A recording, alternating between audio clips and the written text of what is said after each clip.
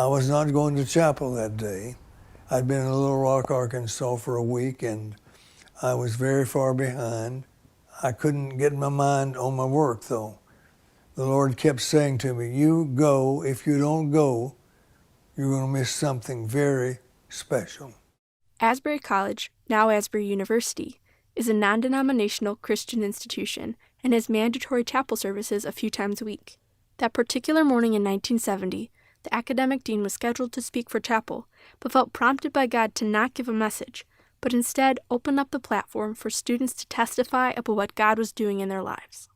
After a few students had shared their testimonies, a senior student said that he had wasted his college years and it was time to go all in with Jesus. Then he invited his peers to go to the altar with him.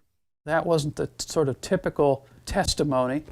He went down and began to pray, and all of a sudden folks just started, making their way down to that altar with him, and pretty soon it was just, flooded with people.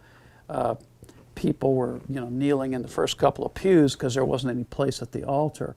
What would happen was, after someone had been there praying for a while, they would get up and they'd ask if they could share something. And so pretty soon there was a line of people sitting up on the platform wanting to share what God was speaking to them or had done for them. And as that happened and as students shared what was going on, more students came to the altar, and the altar began to just be flooded. And it didn't end.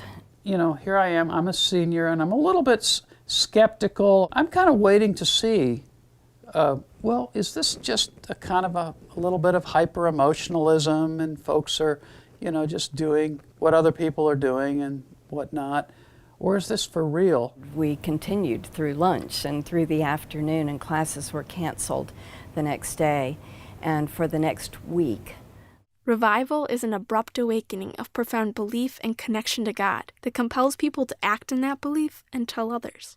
This spontaneous revival continued with confession, testimonies, worship, and prayer in Hughes Auditorium for 8 days and 8 nights without breaks, and the college canceled classes for the whole week. The Lord essentially was in charge and orchestrated what was going on. Just went back to take a shower and come right back. Couldn't get back fast enough, and this went on through the night because you didn't want to miss a minute of being in that kind of the manifest presence of God.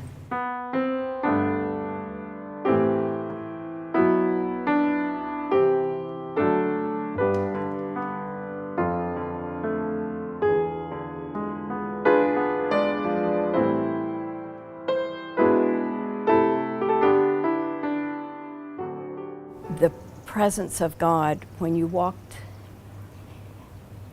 in the chapel, was just overwhelming. I had never experienced anything like that. It was amazing to walk into the building because the sense of God's Spirit was so real, real enough almost that you felt like you could touch Him. People were full of awe.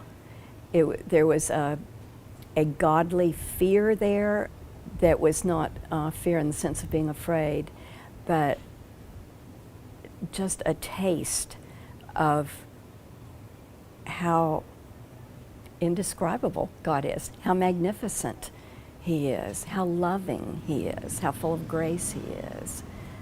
Something that you wouldn't toy with, mock.